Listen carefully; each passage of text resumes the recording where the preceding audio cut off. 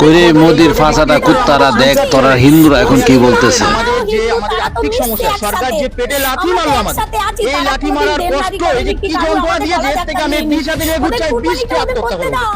কেন আমাদের মার্কেটে যে ঋণ, ভুষির দোকানে দেন, ভুষির দোকানে দেন, আমরা করতে দেবো। আমাদের কি অবস্থা, আমার স্বামী ব্যাংক খাতে, আমি খাতায় সব কাজ করি না, আমরা সুবিধে সব কিছু পাবো।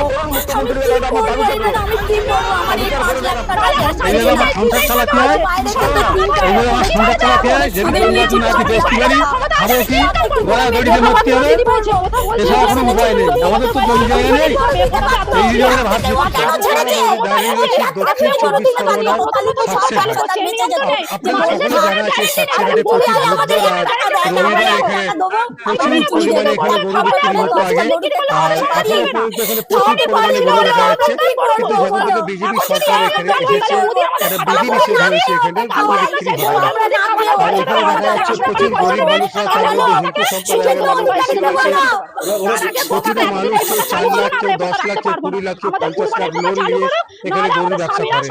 কিন্তু এবছরে তারা বলছে যে বিধি নিষেধ করা হয়েছে, গরু বিক্রি করা যাবে না সরকারের পক্ষ থেকে।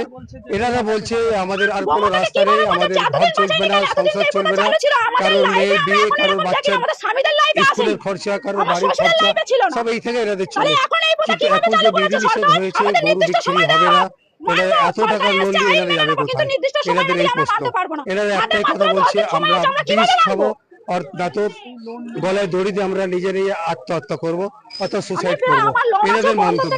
আমরা শুনে নিলাম এনাদের কাছে এনারা কি বললো। দেখছেন নিউজ 24 কলকাতা। নিয়েছি 10 লাখ টাকা,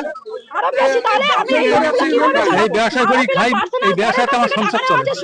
প্রতি বছর 12 মাসই ব্যবসা করি, গত বছর ভালো ব্যবসা হয়েছিল, গত বছর ভালোই বেচা কেনা করে দিলাম, ব্যবসাকে ভালোভাবে চলে চলে। নতুন সরকার থেকে কি আপনি জানাবেন? আমি তো কিছু সরকার কি করবে না করবে, সরকারের উপরে এখন ভরসা। নিষেধ তো করে তো আমাদের তো মৃত্যুটা হয়ে যাচ্ছে। এইসব নিয়ম কানুন গুলো হওয়া মানে খারাপ না? আমরা কি কি করে খাবো? বন্ধ করে দিতে হবে, বিক্রি করতে হবে। সরকারকে আপনি কিছু জানাবেন? আমরা কি করে আমাদের এইসব গরুগুলো বিক্রি আমরা কি করবো? না খেয়ে তো মারা পড়তে হবে আমাদের বউ ছেলে মিলে। আমাদের যেতে হবে না, নিতে সেখানে কে দেবে? না না না, বলা হয় না যে সরকার পাল্টেছে ভালো হয়েছে, আমাদের এই কাজ কারবার গুলো সব বন্ধ করে দেবে, গরু খাওয়া বন্ধ, তাহলে আমরা কি করে খাবো? আমরা তো তাহলে ভিড় করছি।